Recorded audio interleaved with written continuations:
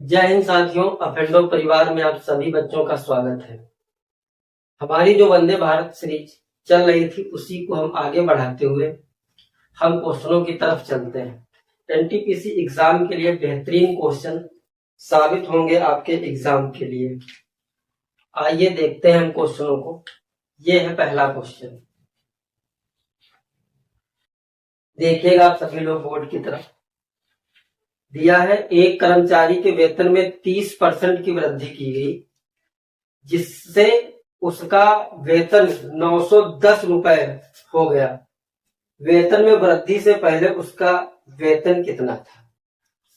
देखिए इस क्वेश्चन में आपको क्या करना है, इसमें करना कुछ नहीं है। एक कर्मचारी के वेतन में 30% की वृद्धि हुई, ध्यान दो आप, 30% की वृद्धि हुई। तो अगर हम देखें 30%, तो 30% की जो फ्रैक्शन वैल्यू होती है 30/100, ये जीरो से ये जीरो खत्म, ये आ गया तुम्हारा 3/10। वृद्धि कहती है यानी कि यहाँ पे 10 से वैल्यू कितनी हो गई है तुम्हारे पास? 13 बराबर वैल्यू जो दे रखी है वो दे रखी है 910। तो यहाँ पर एक बराबर जो वैल्यू आएगी 13×7=91, 70। तुमसे बताना है कि उसका वेतन कितना था। तुमने मूल वेतन कितना माना था? 10 से मल्टीपल करा दो, 700। यही है आपका आंसर। दूसरा क्वेश्चन देखिएगा, बेहतरीन सा क्वेश्चन। 3 पुरुष और 6 महिलाएं एक कार्य को 12 दिन में पूरा कर सकते हैं, जबकि 5 पुरुष और 4 महिलाएं 8 दिन में पूरा कर सकते हैं। तो एक आदमी अकेले उस काम को कितने दिन में पूरा करेगा? ये टाइम एंड वर्क का क्वेश्चन है। देखिएगा इसका सोल्यूशन। 3 पुरुष, क्वेश्चन की तरफ देखिएगा, 3 पुरुष और 6 महिलाएं इसी काम को 12 दिन में करते हैं, बराबर 5 पुरुष प्लस 4 वुमेन किसी काम को 8 दिन में करते हैं। तो एक आदमी की वैल्यू आपको बताना है। यहाँ पे जो क्वेश्चन पूछता है एक आदमी की वैल्यू आपको बताना है। तो ध्यान दो इसको कैसे करना है। इससे इसको हम मल्टीपल कराएंगे तो 12×3 = 36 मैन, 12×6 = 72 वुमेन, यहाँ पे 8×5 = 40 मैन और 8×4 = 32 वुमेन। यहाँ पे देखिए 36 मैन है, यहाँ पे 40 मैन है। इसमें जब हम माइनस कराएंगे भाई, यहाँ पे कितना आ जाएगा? 4 मैन, बराबर यहाँ पे 32 वुमेन, सॉरी यहाँ पे 72 वुमेन है और यहाँ पे 32 है। जब इसको यहाँ से माइनस कराएंगे तो तुम्हारे पास आएगा 40 वुमेन, यानी कि 4 आदमी बराबर 40 महिलाएं। तो आप देखिए एक मैन बराबर 10 वुमेन, तो मैन बट्टे वुमेन की जो वैल्यू आ जाएगी वो 10/1। यहां तक चीजें आपको समझ में आई हो। अब ये मैन की वैल्यू आ गई और ये वुमेन की वैल्यू आ गई। इस वैल्यू को चाहे आप इस इक्वेशन से सॉल्व कर ले, चाहे तो आप इस इक्वेशन से सॉल्व कर ले, दोनों से आंसर सेम आएगा। तो इस वैल्यू को उठाकर हम इस वैल्यू में रखेंगे तो ध्यान दो कितना आएगा। मैन की वैल्यू दे रखी है यहाँ पे 10, अगर हम एम की जगह पे, मैन की जगह पे 10 रखेंगे तो 10 यहाँ कितना हो जाएगा? 30। और यहाँ पे प्लस 6 वुमेन, वुमेन की वैल्यू कितनी दे रखी है? 1। डब्ल्यू की जगह यानी वुमेन की जगह पे अगर 1 रखेंगे तो वैल्यू कितनी हो जाएगी? 6 इंटू कितना दिया है? 12, बराबर एक आदमी की वैल्यू पूछ रहा। एक आदमी की वैल्यू तुम्हारे पास कितनी दे रखी है? 10। यहाँ पे जो होगी 36 इंटू 12 बराबर 10। बराबर में वैल्यू है तो आप काट लो, 2×5 = 10 और 2×6 = 12। 36 6 का होता है 216/5, भाग देंगे 5×4 = 20, बचेगा 1, इधर हो जाएगा 16, 5×3 = 15, 43 सही 1/5। यही है आंसर। उम्मीद करते हैं क्वेश्चन समझ में आया होगा। चलिए अगला क्वेश्चन देखते हैं। इंपॉर्टेंट क्वेश्चन है। क्वेश्चन कह रहा है निम्नलिखित वितरण का माध्य ज्ञात कीजिए। यहाँ पे जो x का मान दिया है इतना दिया है और जो f का मान दिया है तो इतना दिया है। ऐसे क्वेश्चनों को करने के लिए हम कैसे करेंगे, आपको माध्य का फार्मूला पता होना चाहिए, sigma F x upon sigma F. ध्यान दो आप, यहाँ पे x की जो वैल्यू दे रखी है तुम्हारे पास वो दे रखी है 5, 6, 7, 8, 9 और तो f की वैल्यू दे रखी है तुम्हारे पास 6, सॉरी यहाँ पर जो f की वैल्यू दे रखी है तुम्हारे पास वो दे रखी है 4, 8, 14, 11, 3। मुझे यहाँ पे x इंटू एफ की वैल्यू निकाल लेना है, यानी कि सिग्मा एफ एक्स की वैल्यू निकाल लेना है। अगर हम इसका मल्टीपल करेंगे तो यहाँ पे वैल्यू कितनी हो जाएगी 20, यहाँ पे कितनी हो जाएगी 48, 14 सत्य कितना होता है 98 और 11 अट्ठे होता है 88 और 9 त्रिक होता है 27। यहां तक आप बात समझ पाए होंगे अच्छे से। इस क्वेश्चनों को आप इसी तरीके से सॉल्व करेंगे। यहां देखिए x का मान ये दिया है, f का मान ये दिया है, x इंटू यहां पर जो ये वाली वैल्यू होती है ये तुम्हारी होती है ये, इसका जो मान होता है वो सिग्मा f होता है। इसको आप ऐड करें, इसको ऐड करना होगा 8 4 12, तो 12 2 14, 12 और 14 11 3, यहाँ पे जो आएगा वो होगा तुम्हारा 40 और ये जो है इसका मान आएगा सिग्मा एफ एक्स।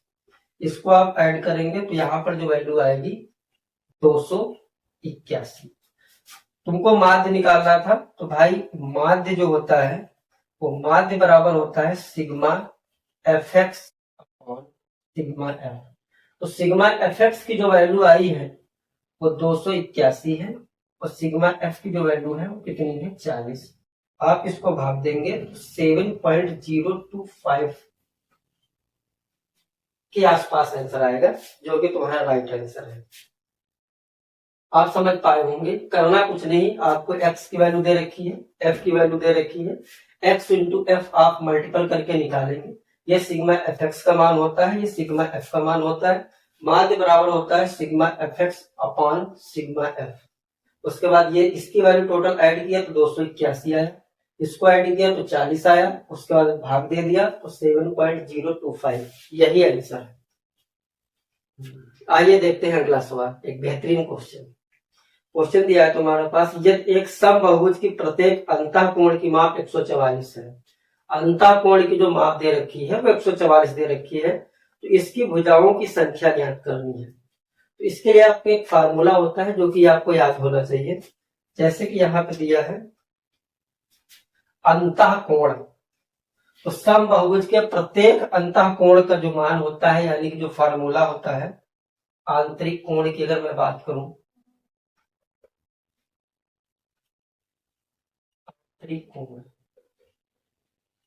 बराबर होता है 180 n-2। ये फार्मूला आपको याद करना होगा। अब यहां पर देख लीजिए जो आंतरिक कोण दिया है तुम्हारे पास वहां पर दिया है 144, तो यहाँ पे देखो इसका अगर हम मल्टीपल कराएंगे तो ये होगा 180 n माइनस 18 36 360 अपॉन n बराबर वैल्यू दे रखी है 144। यहाँ पे दिया है 180 n माइनस 360 बराबर, इधर वैल्यू बट्टे में है तो उधर जाएगी तो मल्टीपल में हो जाएगा, तो 144 और n। यहाँ पे देखिए 180 n है, यहाँ पे 144 n है। अगर हम इस वैल्यू को घटाएंगे तो यहाँ कितना बचेगा 36 n, माइनस का उधर जाएगा प्लस का हो जाएगा 360, तो n बराबर वैल्यू आ जाएगी 360 अपॉन 36, 36 से 36 खत्म, n का मान कितना आ गया 10। यही है आपका आंसर। क्वेश्चन दिया है यदि एक खंभे की लंबाई 6√3 मीटर और छाया की जो लंबाई है वो 6 मीटर है, तो सूर्य का उन्नयन कोण ज्ञात कीजिए। एक अवनमन कोण होता है, एक उन्नयन कोण होता है, आपको पता होगा। जैसे कि अगर हम बात करें, समझे क्वेश्चन को ध्यान से, करा एक खंभे की लंबाई, मान लीजिए ये तुम्हारे पास कोई खंभा है, इसकी जो लंबाई दे रखी है वो 6√3 दे रखी है, ओके। और यहाँ पे जो इसकी छाया की लंबाई है, मान लीजिए ये कोई छाया दे रखी है, इस छाया की जो लंबाई है तुम्हारे पास वो दे रखी है 6 मीटर। और तो सूर्य का उन्नयन कोण याद करना है, यानी कि ये वाली वैल्यू आपको बतानी है, सूर्य का उन्नयन कोण यानी कि थीटा की वैल्यू आपको ज्ञात करनी है। ये हाइट एंड डिस्टेंस का क्वेश्चन है, इसमें अधिकतर जो है टैन, कॉट और साइन और कुछ केसों में कॉस का यूज होता है, बट अधिकतर केसों में जो है वो टैन की वैल्यू इसमें लगेगी। तो आप देखो, जैसे कि मुझे निकालना है उन्नयन कोण, तो आपको पता होगा कि टैन थीटा बराबर क्या होता है, लंब बट्टे आधार। ये कहां से आया, आपने बहुत पहले पढ़ा होगा क्वेश्चनों को कि लाल बट्टे कक्का। यहाँ पे जो L बट्टे के है ये तुम्हारी साइन की वैल्यू होती है, आधार बट्टे के जो है ये तुम्हारा जो है कॉस की वैल्यू होती है, और लंब बट्टे जो आधार है ये तुम्हारी टैन की वैल्यू होती है। तो अगर हम बात करें यहाँ पे, तो दिया है टैन थीटा बराबर लंब की वैल्यू, यानी कि ये तुम्हारा लंब है, कितना दिया है 6√3। आधार की वैल्यू कितनी दे रखी है 6। तो आप ध्यान दो भाई, यहाँ पे टैन थीटा बराबर 6 से 6 खत्म हो जाएगा, कितना बचेगा √3। तो थीटा की वैल्यू कितनी आ जाएगी, आपको पता होना चाहिए, टैन √3 किसका मान होता है 60 का। तो यहाँ पे जो थीटा की वैल्यू आ जाएगी वो कितनी आ जाएगी 60। यही इसका आंसर है, कुछ भी नहीं करना था आपको, ध्यान से सिर्फ चीजों को समझना था। ये प्रैक्टिस क्लास है, इसमें बेसिक चीजें आपको पहले से पता होनी चाहिए। जब तक आपको बेसिक चीजें नहीं पता होंगी तो आपको समझने में थोड़ी बहुत प्रॉब्लम्स होगी, क्योंकि एग्जाम से रिलेटेड क्वेश्चन कराए जा रहे हैं। यहाँ पे बेसिक क्लास जो है नहीं चल रही है, तो आपको चीजों को समझना पड़ेगा। नेक्स्ट आइए अगला क्वेश्चन देखिए, एक बेहतरीन क्वेश्चन है। क्वेश्चन कह रहा है कि यदि टैन थीटा बराबर b बटे a, तो a cos theta plus b sin theta upon a cos theta minus b sin theta का मान ज्ञात कीजिए। ये बहुत ही बढ़िया क्वेश्चन है। तो यहाँ पे इसके बारे में आपको कुछ फार्मूले पता होना चाहिए। जैसे कि अगर हम बात करें थोड़े बहुत फार्मूलों की, जैसे कि यहाँ पे दिया होता है एक साइन थीटा, तो साइन का उल्टा क्या होता है 1 अपॉन कॉसेक थीटा, और यहाँ पे जो कॉस थीटा दिया है इसका उल्टा होता है 1 अपॉन सेक थीटा, और यहाँ पे जो दिया है टैन थीटा का उल्टा होता है 1 अपॉन कॉट थीटा। ये कुछ बेसिक चीजें हैं जो आपको पता होनी चाहिए। दूसरी कंडीशन में अगर आपको पता है कि साइन का मान क्या होगा, कॉस का मान क्या होगा और टैन का मान क्या होगा, तो आपने पढ़ा होगा कि ये तुम्हारा क्या होता है, ध्यान दो कुछ बेसिक समझा देते हैं। यहाँ पर ये जो होता है तुम्हारा लंब होता है, ये कर्ण होता है और ये आधार होता है। तो अगर भाई हम बात करें कि साइन थीटा का मान कितना होगा, कॉस थीटा का मान कितना होगा, टैन थीटा का मान कितना होगा, और साइन का उल्टा तुम्हारे पास क्या होता है कॉसेक थीटा का मान कितना होगा, सेक थीटा का मान कितना होगा और कॉट थीटा का मान कितना होगा। तो इससे पहले आपको सीधा एक बेसिक सा ट्रिक है लाल बट्टे कक्का, आप इसको याद रख सकते हैं, तो इससे आपको काफी हेल्प मिलेगी। जैसे हम बात करें साइन थीटा का मान क्या होता है लंब बट्टे कर्ण, बस डायरेक्ट। कॉस थीटा का मान क्या होता है आधार बट्टे कर्ण, और टैन थीटा का मान क्या होता है लंब बट्टे आधार। बस ये इसका अपोजिट लिखा, चीजें यहाँ पे उल्टा हो जाएंगी, ये हो जाएगा कर्ण बट्टे लंब और ये हो जाएगा कर्ण बट्टे आधार, और ये जो तुम्हारा हो जाएगा आधार बट्टे लंब। ये कुछ बेसिक कॉन्सेप्ट है जो आपको पता होना चाहिए ट्रिग्नोमेट्री क्वेश्चन सॉल्व करने के लिए।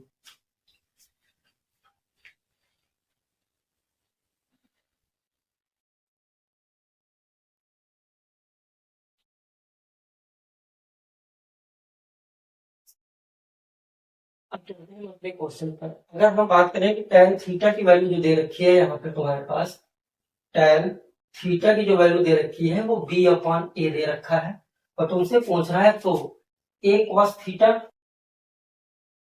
Plus b sin theta upon a cos theta minus b sin theta, इसको आपको सॉल्व करना है। कैसे सॉल्व करेंगे आप, एक तो इसका तरीका ये है भाई कि आप जो है इसको पाइथागोरस प्रमेय से सॉल्व करेंगे।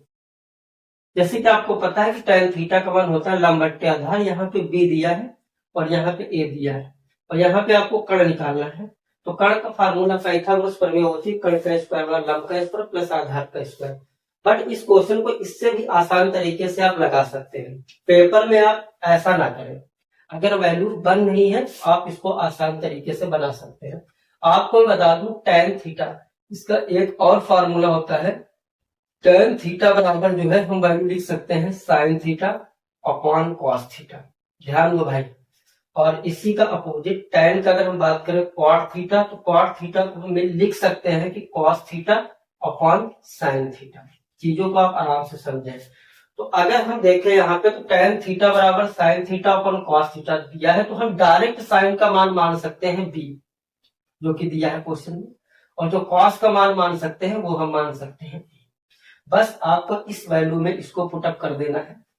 आप ध्यान दो, जैसे कि यहाँ पे दिया है a, cos थीटा का मान भाई कितना माना है तुमने, a plus b into sine theta का मान तुमने कितना माना है, b अपॉन यहाँ पे a, cos का मान कितना माना है, a minus b into sine theta का मान कितना माना है, b। देखिए कितने आसान तरीके से इस क्वेश्चन को आप एग्जाम में सॉल्व कर पाएंगे। यहाँ पे कितना हो गया a स्क्वायर, यहाँ पे कितना हो गया b स्क्वायर, यहाँ पे कितना हो गया a square minus b square. ऐसे आप इस क्वेश्चन को आराम से लगा सकते हैं पेपर में, बहुत ही आसान तरीके से। अगर यही चीज कॉट में दी होती तो cos थीटा अपन sin थीटा का मान हम याद रख सकते हैं। बट इसमें कंडीशन ये है कि आपको वैल्यू साइन और cos के ही फॉर्म में दी हो या फिर cos और sin के फॉर्म में दी हो। अगर यहाँ पे कॉट होगा तो वैल्यू cos और sin के फॉर्म में देनी होनी चाहिए। अगर tan है तो sin और cos के फॉर्म में दी होगी। अगर ऐसा नहीं है तो आप इस फार्मूले से जाएंगे, पाइथागोरस प्रमेय आप लगाएंगे। चीजें समझ में आई होंगी। ये देखिएगा क्वेश्चन, ये क्वेश्चन जो है इससे जो अभी हमने क्वेश्चन कराया है ट्रिग्नोमेट्री का, उसी से रिलेटेड है, ताकि आपको किसी भी प्रकार की कंफ्यूजन ना हो। जैसे कि यहाँ पे देखो क्वेश्चन वही है बट समस्या है, यहाँ पे देखो डिजिट बदल गई है। यहाँ पे दिया यदि 3 tan थीटा बराबर 2 है तो निम्नलिखित में से मान क्या होगा, √13 sin theta minus 3 tan theta upon 3 tan theta plus √13 cos theta. अच्छा यहाँ पे देखो वैल्यू अगर साइन और cos होता हर और अंश में तो हम सीधा डायरेक्ट लगा सकते थे sin theta upon cos theta. But समस्या क्या है, यहाँ पे एक तो वैल्यू साइन दे रखी है, दूसरी अपॉन में tan दिया है। इसको हमें सॉल्व करना होगा। देखिए कैसे होगा। यहाँ पे देखो क्वेश्चन में दिया है कि 3 tan थीटा बराबर 2, तो भाई मेरे यहां से आप tan थीटा का मान निकालोगे दोस्त तो कितना आ जाएगा, 2/3। इतनी चीज पता चली। तो इसको जो है tan थीटा का मान कितना होता है, tan थीटा बराबर क्या होता है, अभी बताया था लंब बट्टे आधार। तो दोस्त यहाँ पे लंब कितना है 2 और आधार कितना है 3। बिल्कुल आराम से क्वेश्चन को हम समझेंगे। इसको आप वैल्यू अगर सेम होती तो हम डायरेक्ट लगा देते sine theta upon cos theta. But समस्या ये है कि यहाँ पे वैल्यू अलग है, इसको आपको सॉल्व करने पड़ेगा पाइथागोरस प्रमेय से।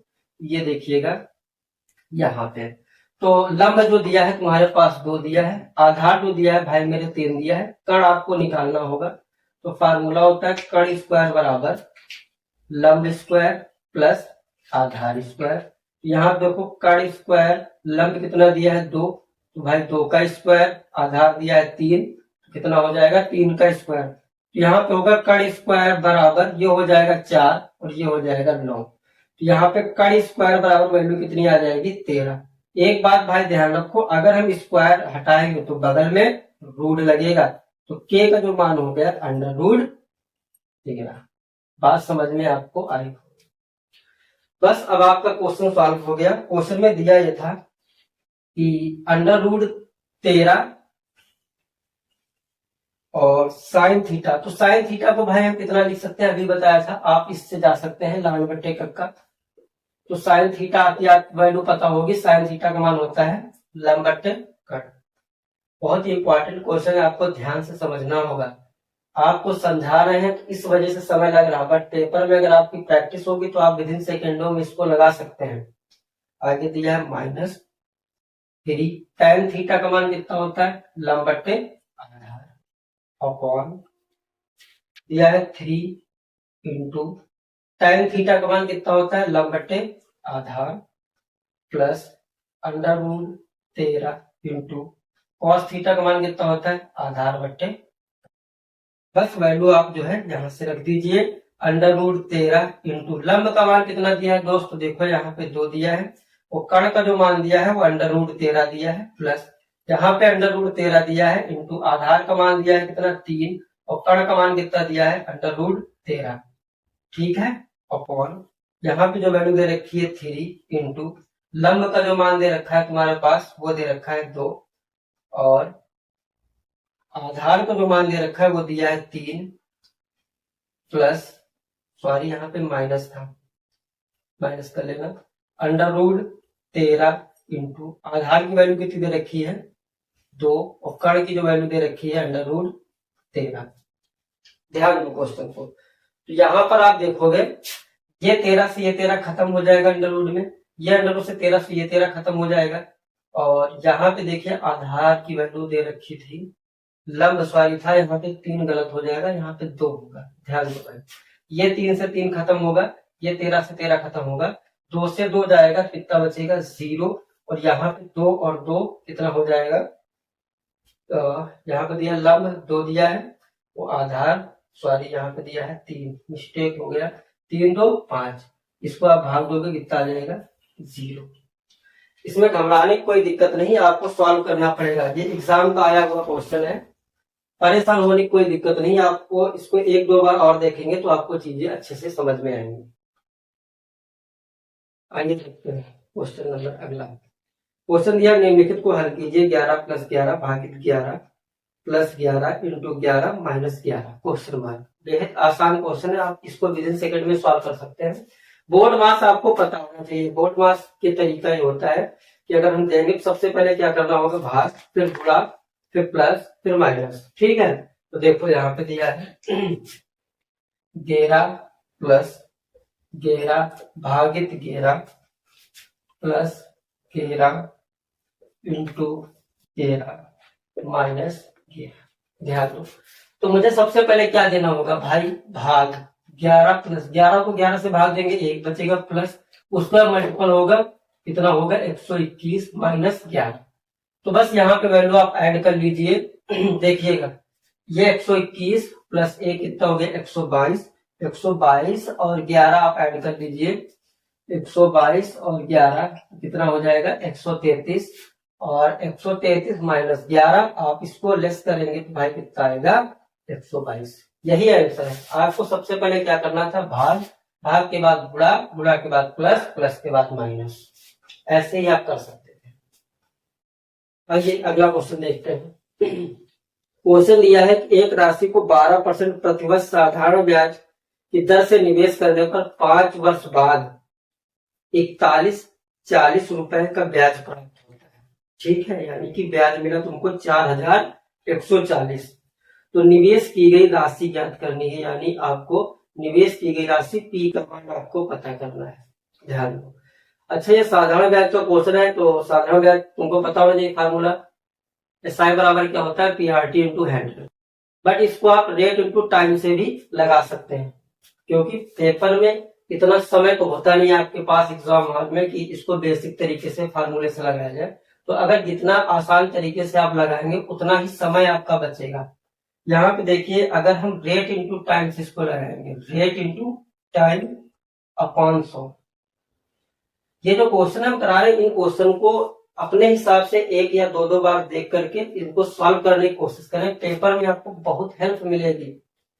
और यहाँ पे जो देखिएगा आगे रेट जो दे रखी है वो दे रखी है 12%, और जो टाइम दे रखा है वो दिया है 5 वर्ष अपॉन 100।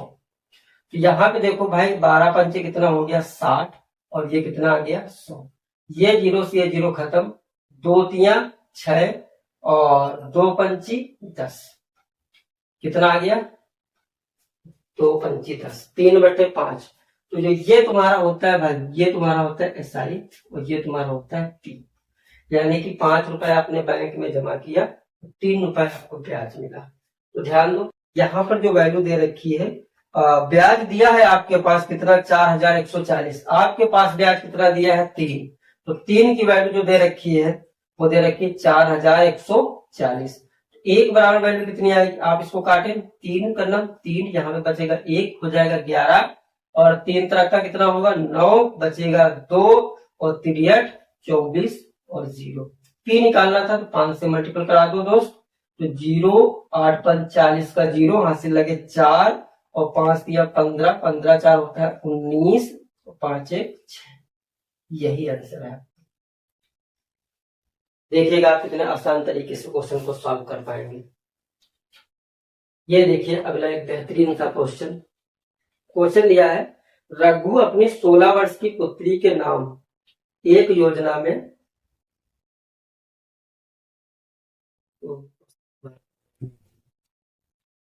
हाथ पकड़ो, पकड़ो।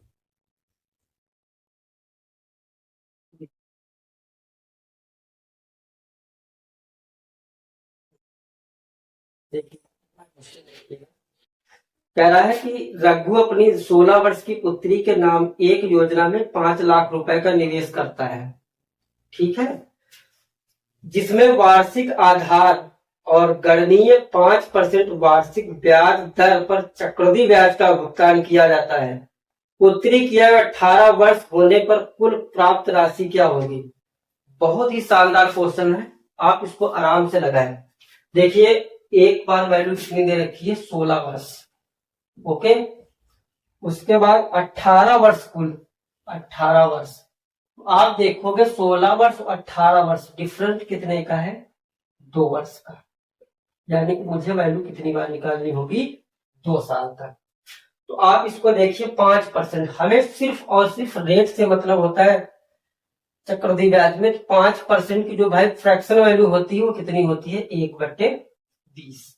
बस आपको कुछ नहीं करना है, इधर आप लिखिए P और इधर लिखिए आप अमाउंट। P का मतलब होता है मूलधन और अमाउंट का मतलब होता है मिश्र धन। तो मान लीजिए ये तुम्हारे पास क्या है भाई, P, और ये तुम्हारे पास क्या है, SI।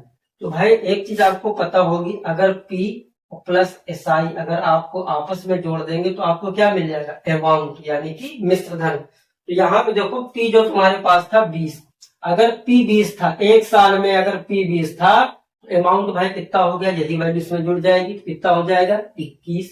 मुझे 2 साल तक निकालना है, दूसरे साल में वैल्यू सेम रहेगी, 20 से वैल्यू कितनी हो जाएगी, 21। ध्यान दो, यहाँ पे जो P का मान आ गया, मूलधन जो हो गया तुम्हारे पास कितना आ गया, 400, और जो अमाउंट आ गया तुम्हारे पास 441।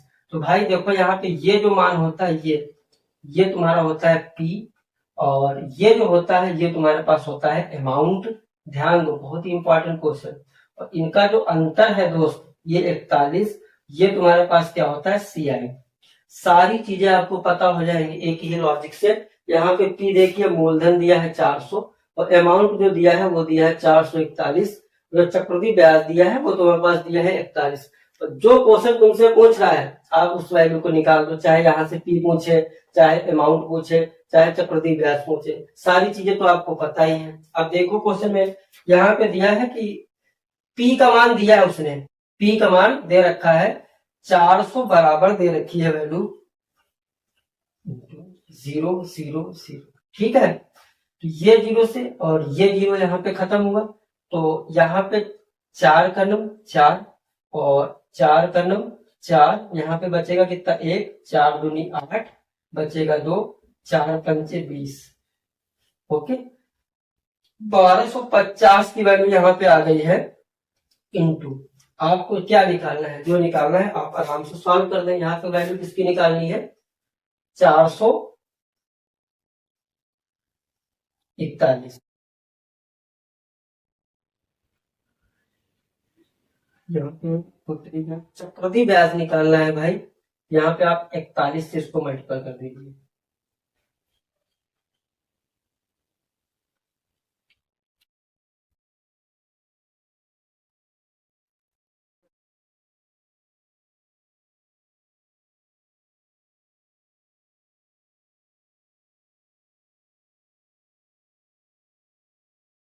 देखा कुछ नहीं होगा।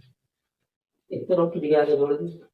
यहाँ पे देखिएगा पी का मान दिया है 400 और एक मान 441, CI दे रखी है 41। ओके, 400 का मान दिया है इतना, एक बराबर वैल्यू भाई कितनी आ जाएगी तुम्हारे पास 1250, इसको गुणा करा देंगे। अब तुमको निकालना क्या था, यहाँ पे मिश्रधन निकालना था, अमाउंट। अमाउंट कितना दिया है आपके पास 441, आप इसका मल्टीपल करा दिए, 55, 1, 2, 5, यही आंसर है। देखिएगा आप किस तरीके से इतने अच्छे क्वेश्चनों को आप विद इन सेकंडों में सॉल्व कर सकते हैं एग्जाम में। आज के लिए इतना ही, बाकी हम कल बेहतरीन क्वेश्चनों के साथ मिलते हैं। अगर किसी बच्चे को किसी भी प्रकार की कोई समस्या रहती है तो वो कमेंट बॉक्स में जरूर बताएं। कैसी आपको क्लास लगी कमेंट करके जरूर बताएं। बाकी चैनल आपका है, सभी बच्चों से निवेदन है कि चैनल को सब्सक्राइब, लाइक और कमेंट जरूर करें। धन्यवाद।